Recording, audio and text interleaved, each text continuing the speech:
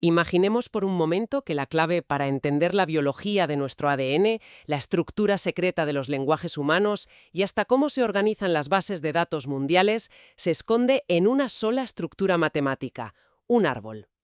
Y, bueno, es una forma bastante llamativa de empezar, desde luego. Bienvenidos a una nueva inversión profunda. Es un verdadero placer saludar a quienes nos escuchan y nos acompañan en esta sesión. Hoy nuestra misión es bastante ambiciosa. Vamos a analizar a fondo un documento académico verdaderamente revolucionario liderado por el investigador Ming-Yang Cao y sus colegas. Sí, un equipo muy potente. Totalmente. Y este trabajo presenta un algoritmo ultra rápido y unificador para comparar árboles etiquetados, algo que suena simple en la superficie, pero que es diabólicamente complejo en la práctica. Y aquí me vais a permitir que adopte una postura algo escéptica desde el minuto uno. Quienes nos escuchan y conocen el ámbito de las ciencias de la computación saben perfectamente que la comparación de árboles es un problema clásico. Muy clásico, sí. Clásico en el sentido de que es muy antiguo. Se ha estudiado durante décadas, se han invertido, millones de horas de investigación en ello. Así que la gran pregunta que debemos hacernos hoy, y la que guiará nuestro análisis, es la siguiente. A ver. ¿Realmente logra este artículo unificar algo que la comunidad científica con todas sus mentes brillantes no haya podido resolver antes? Porque la literatura académica está llena de supuestos algoritmos definitivos que luego solo funcionan en entornos hipercontrolados. Yo sinceramente soy escéptico. Pero a medida que vayamos desgranando el documento, estoy segura de que podré mostrar que los hallazgos de este equipo representan un salto monumental. Ya veremos, ya veremos. Vale, vamos a desgranar esto empezando por los cimientos para que nadie se pierda. Cuando hablamos de un árbol etiquetado, en matemáticas o informática, obviamente no hablamos de robles o pinos en un bosque. Claro, no hablamos de botánica. Exacto.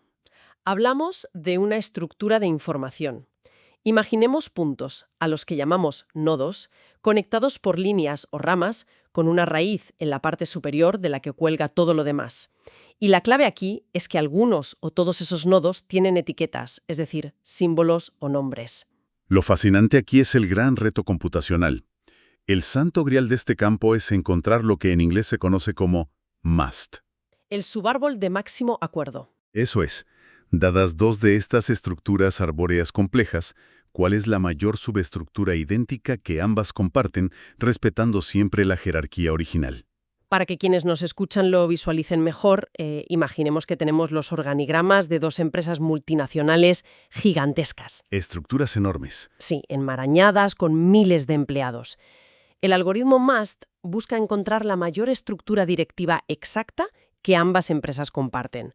Por ejemplo, si ambas tienen un director de marketing que a su vez tiene por debajo a un jefe de diseño y a un analista de datos, y esa cadena de mando es idéntica en ambas corporaciones, pues eso es parte del subárbol de acuerdo. El problema es que encontrar esto en organigramas de miles de nodos es una pesadilla combinatoria pura y dura. Una pesadilla total. Y es una pesadilla, porque la literatura académica anterior tenía un punto ciego enorme. Solo resolvían casos muy especiales. Eran, digamos, soluciones elegantes en la pizarra, pero poco prácticas en la calle. Te refieres a las restricciones de las etiquetas, ¿verdad? Exacto. Por un lado, teníamos algoritmos exclusivos para árboles etiquetados uniformemente. Esto significa árboles donde absolutamente todos los nodos tienen la misma etiqueta, o no tienen ninguna. O los árboles evolutivos, muy comunes en biología, donde solo las hojas tienen etiquetas distintas. Son modelos muy limpios. Demasiado limpios. Si somos rigurosos, ¿qué utilidad real tienen esos modelos antiguos frente a datos desordenados y sin restricciones? Pensemos en documentos XML, que es básicamente el esqueleto de Internet. O en la estructura sintáctica de un texto largo. Justo. En esos casos reales, las etiquetas se repiten constantemente. Tienes la etiqueta autor en los nodos internos, en las hojas, en el medio. Es un caos. Y los algoritmos anteriores colapsaban por completo ante esa libertad. El tiempo de procesamiento se disparaba. Y es precisamente por eso que este documento me parece tan fascinante. Este nuevo algoritmo viene a romper esa barrera histórica. Permite comparar árboles etiquetados de forma totalmente arbitraria. Arbitraria. Es una palabra clave. Sí, da igual dónde estén las etiquetas o si se repiten 1000 veces.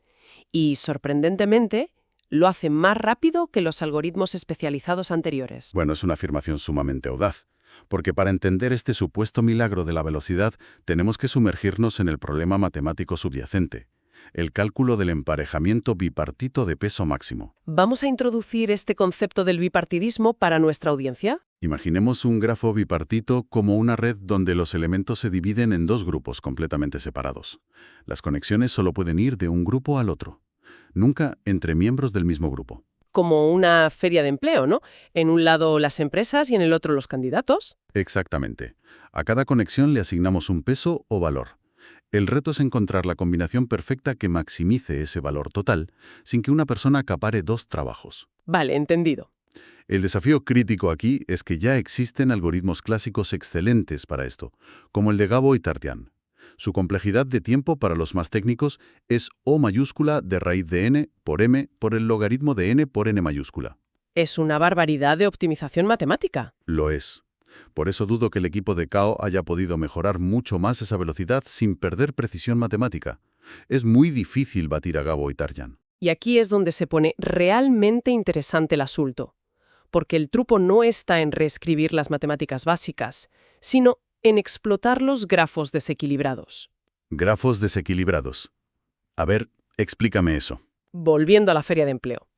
Los algoritmos tradicionales asumen una sala equilibrada. Pero, ¿qué pasa si tenemos un grafo desequilibrado por nodos? Imagina una empresa con 1000 candidatos brillantes para solo 3 puestos de trabajo. Un lado es gigantesco y el otro minúsculo. Exacto. Los algoritmos clásicos se atascaban procesando a los 1000 candidatos.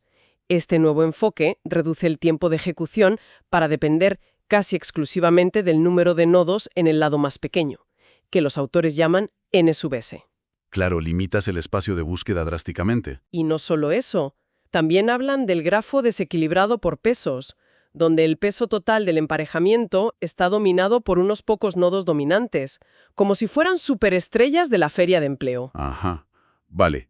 Haciendo un análisis minucioso del lema 2 del documento, veo por dónde van. Proponen aislar el subgrafo sin esos nodos dominantes. Exactamente. Los quitan de la ecuación temporalmente. Resuelven el subgrafo ligero muy rápido y luego deducen el emparejamiento del grafo completo. Debo admitir que esta optimización matemática es sumamente elegante. Es brillante. Y fíjate, invita a quienes nos escuchan a reflexionar sobre cómo este principio de eliminar el ruido dominante se aplica a la resolución de problemas cotidianos.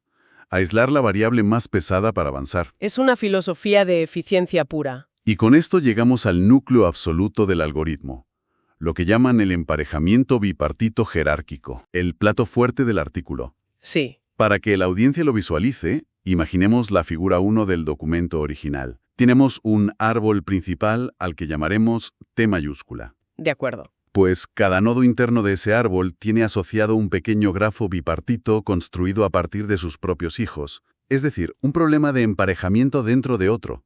Un emparejamiento jerárquico. Y aquí vuelve mi escepticismo, porque la complejidad matemática de este paso es un campo minado. Si aplicaran directamente las mejoras anteriores, el tiempo sería O mayúscula de raíz de b por e, multiplicado por el logaritmo de w de r. Suena complicado. Es un problema grave. En la comparación de árboles reales, el número total de aristas, lo que llamamos E minúscula, es gigantesco.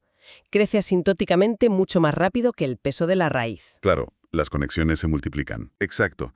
Esto provocaría un cuello de botella computacional inaceptable. Los servidores literalmente colapsarían intentando procesar todo ese volumen de conexiones. Tienes toda la razón. Y es un peligro real.